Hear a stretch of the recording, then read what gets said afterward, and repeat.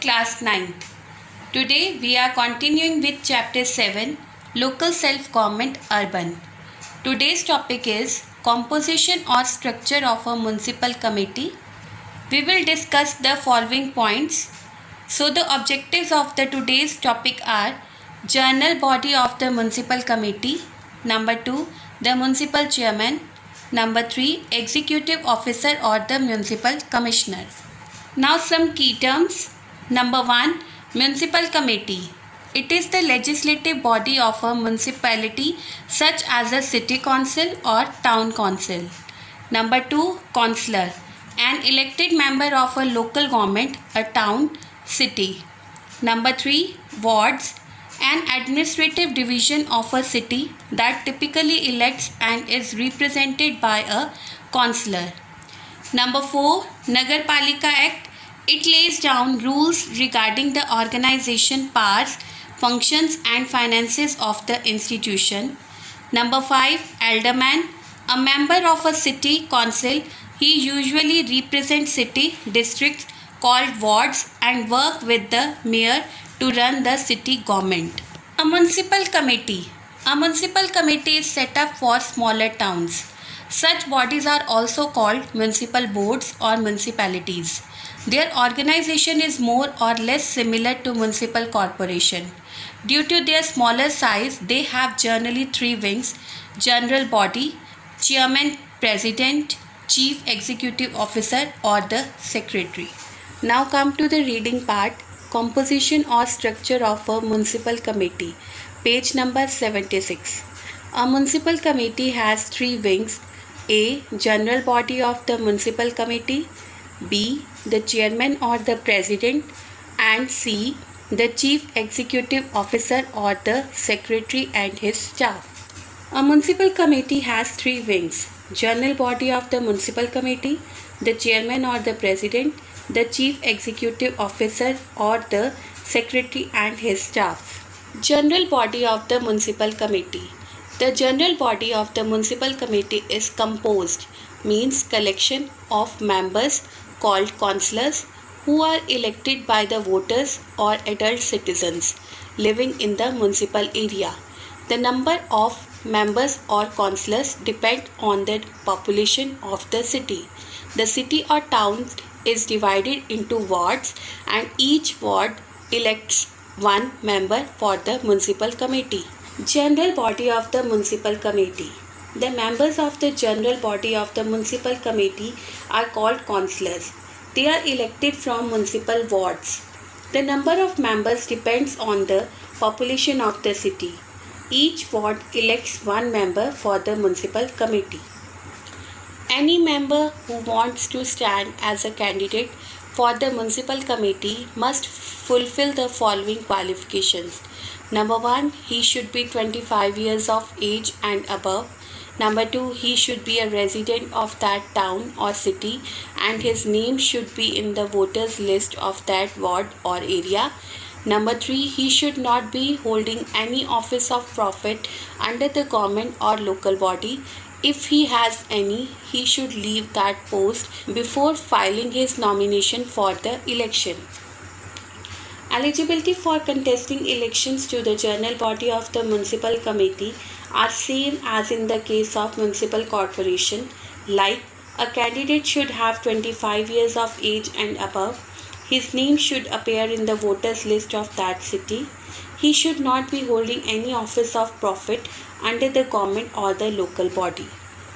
The Nagarpalika Act 1992 provides that there should be reservation of seats in every municipality for the scheduled caste, scheduled tribes as well as women.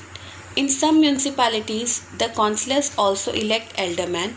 The councillors along with the aldermen form the municipality or the municipal committee. According to Nagarpalika Act 1992, some seats in every municipality are reserved for the candidate belonging to the scheduled caste and scheduled tribes. 1/3 of the total seats shall be reserved for women. In some municipalities, the councillors also elect aldermen and they both form the municipality or municipal committee. After the enforcement means implementation of the Nagarpalika Act, every municipality now has a uniform term of 5 years. According to new Nagarpalika Act, all rural and urban local self-government bodies have a uniform term of 5 years in all states. The municipal chairman. Every municipality elects from among its members a chairman who presides over its meetings. They also elect a vice chairman who heads the municipality in the absence of the chairman.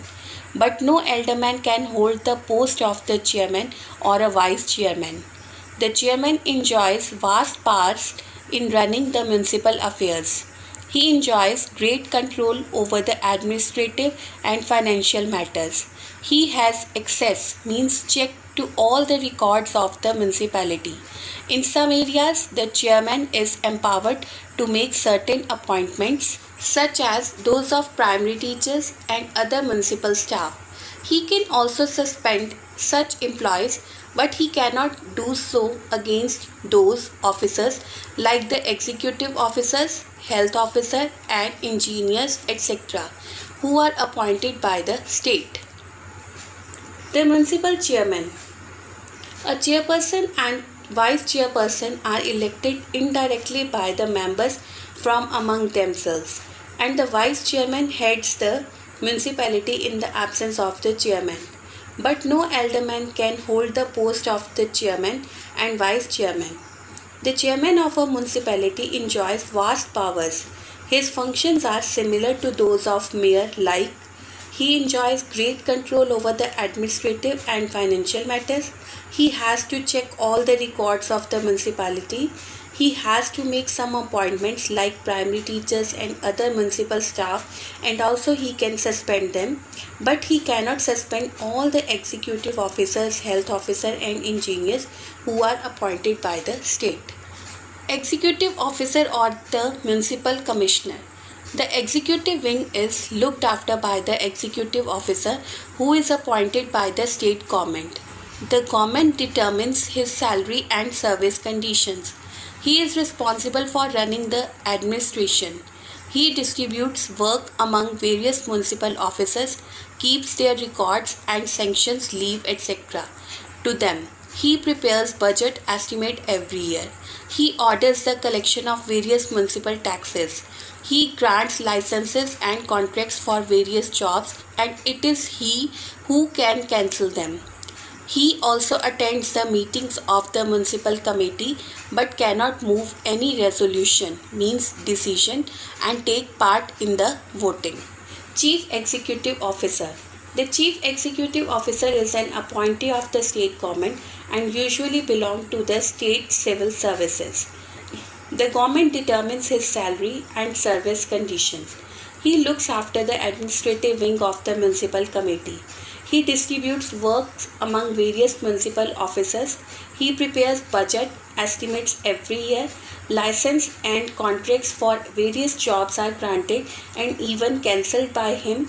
He cannot move any resolution in the meeting of the municipal committee. In addition to the executive officer or the commissioner, there are some other important officers of the municipality. Among them, the health officer, chief education officer, the tax superintendent, the engineers, etc. are the most important. They all work together to execute, means put into effect, the plans and policies of the municipal committee.